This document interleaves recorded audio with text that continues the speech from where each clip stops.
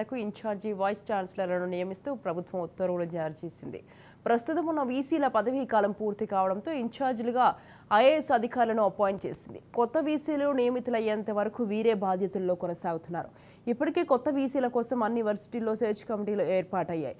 జాబితాలను పరిశీలించిన తర్వాత ప్రభుత్వం స్పష్టమైన నిర్ణయం తీసుకోనున్నది.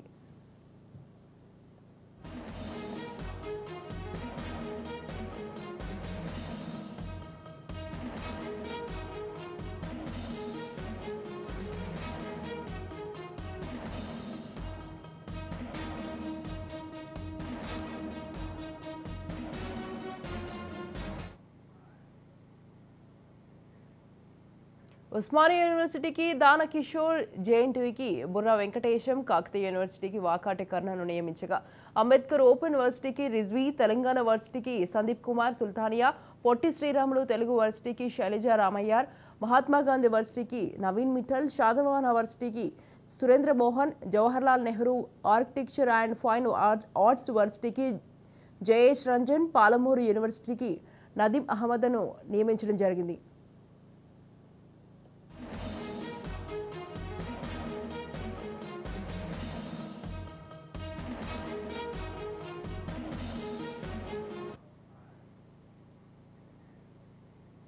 దీనిపై మరింత సమాచారం మా ప్రతినిధి స్వప్న అందిస్తారు.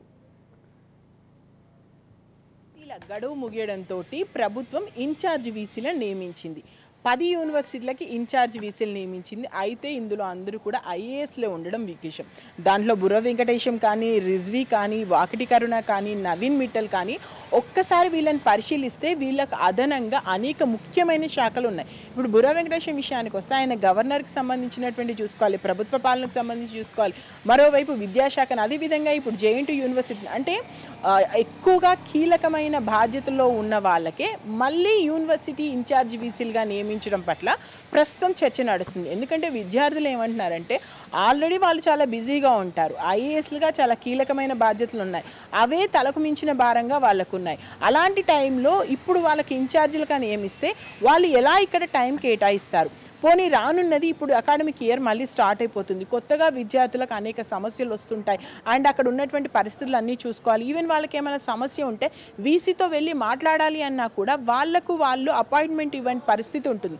ఎందుకంటే అంత టైం కేటాయించడానికి అక్కడ ఉన్నటువంటి ఐఏఎస్ లేబర్కి కూడా టైం లేదు. వాళ్ళందరూ కూడా చాలా బిజీ షెడ్యూల్లో ఉన్నారు. సో ఎందుకు వీళ్ళని నియమించింది ప్రభుత్వము? ఎందుకంటే ఆల్రెడీ ప్రొఫెసర్స్గా ఉన్నవారు చాలామంది ఉన్నారు. చాలామంది వీసీలు అవ్వడానికి కూడా ఉత్సాహాన్ని చూపుతున్నారు. వాళ్ళలో ఎవరినైనా కనీసం ఇన్ఛార్జ్ వీసీలుగా నియమించి ఆ తర్వాత అయినా వాళ్ళ ప్లేస్లో వేరే వాళ్ళని తీసుకొచ్చడమా, కసరత్తు చేయడమా చూసుకోవచ్చు. ఇప్పుడు ఒకసారి కాంగ్రెస్ గవర్నమెంట్ వచ్చి 5 months అవుతుంది. దట్ టు బి వాళ్ళు ఎలక్షన్స్ పీరియడ్ 3 months పోయింది. సో ఈ టైంలో వాళ్ళకు టైం లేదు. సరే మేము వీసీలను నియమించలేకపోయాము, గడువు అయిపోయింది కాబట్టి ఇన్ఛార్జ్ వీసీలు నియమించాము. అఫ్ కోర్స్ ప్రభుత్వం వాయిస్ ఇదే ఉంటుంది. కానీ ఇన్ఛార్జ్ వీసీలుగా ఐఏఎస్లే ఎందుకు? మీరు అది కూడా కీలకమైనటువంటి పదవుల్లో ఉన్నటువంటి ఐఏఎస్లకు యూనివర్సిటీ బాధ్యతలు ఎందుకు అప్పచెప్పారు? ఇప్పటికే యూనివర్సిటీ వీసీ మన కాకతీయకు సంబంధించి చూసుకున్నాం.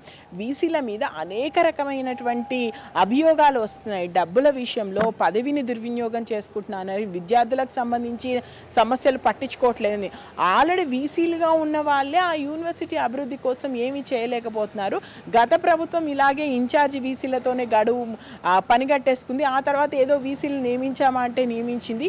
ఇప్పుడు వచ్చినటువంటి ప్రభుత్వం కూడా అదే పని చేస్తే మేము ఇప్పుడు అకాడమిక్ ఇయర్ స్టార్ట్ అయితే ఎటు వెళ్ళాలి అనేది విద్యార్థుల క్వశ్చన్. మా సమస్య చెప్పుకోవాలంటే కనీసం వీసీ మాకు టైం ఇవ్వని పరిస్థితి నెలకొంటుంది.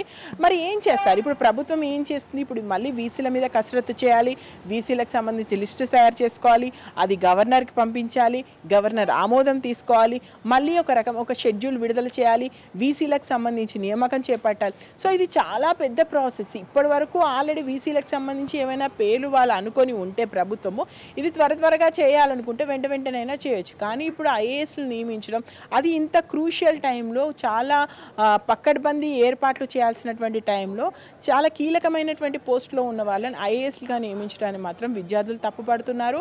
దీనివల్ల ఖచ్చితంగా మేము చాలా నష్టపోతాము. ఇప్పటికే యూనివర్సిటీలు పూర్తి స్థాయిలో వైఫల్యమయ్యే. 60% స్టాఫ్ లేదు, మాకు 60% వరకు స్టాఫ్ లేదు, సరైనటువంటి ఎక్విప్మెంట్స్ లేవు, నానా రకాలమైనటువంటి సమస్యలో ఉన్నాం, కనీస అవసరాలు కూడా లేనటువంటి యూనివర్సిటీలు చాలా ఉన్నాయి. యూనివర్సిటీలో సమస్యలు పేరుకుపోయాయి. అందుకే మేము గత ప్రభుత్వాల మీద యుద్ధాలు చేశాము, వాళ్ళకు వ్యతిరేకంగా నినాదాలు చేశాము. మాకు ఆ ప్రభుత్వం పడిపోవడంలో మా వంతు పాత్ర మేము పోషించాం. ఇప్పుడు ప్రభుత్వం మీద మేము కొండంత ఆశలు పెట్టుకున్నాం. అలాంటి టైంలో ఇలాంటి డెసిషన్స్ ఎందుకు? సరే, ఇన్ఛార్జ్ వీసీలుగా నియమించారు, నెక్స్ట్ ఏంటి? మరి అకాడమిక్ ఇయర్ వెంటనే వస్తుంది కాబట్టి సాధ్యమైనంత త్వరగా వీసీలకు సంబంధించి ఒక నిర్ణయం తీసుకోండి. ఇది కొంచెం లాంగ్ ప్రాసెస్ ఉంటుంది, గవర్నర్ ఆమోదం వరకు. కాబట్టి దీనికి సంబంధించి వెంటనే తీసేసుకొని ఇన్ఛార్జ్ వీసీలని ఎక్కువ సమయం ప్రొలాంగ్ చేయకుండా, ఏదో వీసీలను నియమించాము, ఇన్ఛార్జ్ వీసీలు ఉన్నారు కదా వాళ్ళు చూసుకుంటారులే అనకుండా ఖచ్చితంగా మంచి వాళ్ళను వీసీలుగా నియమించి బూజు పట్టినటువంటి యూనివర్సిటీల్ని మళ్ళీ క్లీన్ చేయాల్సినటువంటి పరిస్థితి ఉంది అని చెప్పేసి విద్యార్థులు చెప్తున్నారు. చూడాలి మరి ఈ విద్యార్థుల వాయిస్ని ప్రభుత్వం ఏ విధంగా తీసుకుంటుందో, వెంటనే చర్యలు తీసుకుంటుందా, లేదా గత ప్రభుత్వంలో విద్యార్థులు చెప్తున్నట్టు గత ప్రభుత్వం మాదిరిగానే లేజీగా ఉండేసి యూనివర్సిటీస్ని పక్కన పెడుతుందా, లేదా ఇంకేమైనా వీళ్ళకు ఒక పక్కా ప్రణాళిక ప్రకారం ముందుకెళ్తారా? ఏదేమైనా చూడాలి. ఏదేమైనా విద్యార్థుల భవిష్యత్తే మన దేశ భవిష్యత్తు. వాళ్ళు బాగా చదువుకొని బాగా ఉంటేనే మనం బాగుంటాం. కాబట్టి దానికి సంబంధించి ప్రభుత్వం వీసీల నియామకం మీద ఎంత త్వరగా వీలైతే అంత త్వరగా చర్యలు చేపడితే బాగుంటుందని మనము అనుకుంటున్నాం. Over to studio.